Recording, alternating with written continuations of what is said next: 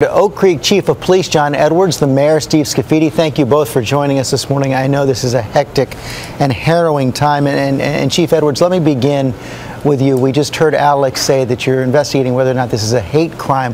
What more can you tell us about the motive of the killer?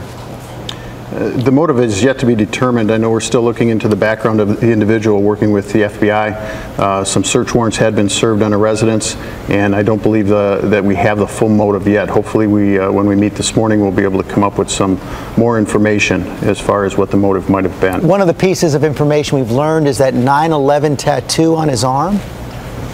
That I'm not aware of. That may be accurate, but I'm not aware of that myself. I don't have that information. So no information at all on any tattoos. How about the weapon? We are dealing with a handgun. We're not dealing with a rifle. So the handgun had been recovered at the scene and had been turned over to evidence techs from the FBI who have that in their possession at this time. Do you have any sense of how much planning went into this? That I have no idea. We're doing the background. There was some interviews of neighbors, things like that had gone on, and they're trying to piece together his whereabouts and what happened in the last 24 hours prior to that. We don't have all that information yet. Hopefully we'll have more of that later this morning. And what more can you tell us about those police officers and the condition of the injured officer? The injured officer, the last status that I got is he was in 2 surgeries. He had his last surgery last night, got out of surgery about 11:30 our time. He's resting comfortably with his family.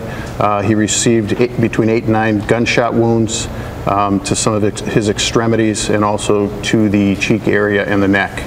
8 or 9? It appears that nothing... Yes, it was in very close proximity to the shooter. When he arrived, he came upon someone who was injured, and he was going to assist that individual when the shooter did arrive upon him, come around his squad, and engaged him at a very close distance. Mayor, I know this has hit a small community in your area very, very hard. How are they taking this? Well, it's a tough day, and it was a very challenging day yesterday. We obviously had a senseless tragedy occur, and it happened in a place of worship on a Sunday morning. Normally a peaceful time in any community, and so that was startling. And then the nature of the attack, magnified that. So we're coping as best we can, but I would say the community's in a state of shock right now. I can only imagine they are, but you can't say for sure why the killer decided to go to this temple. I wouldn't have any idea about that. It's hard to figure out the motives of somebody like that.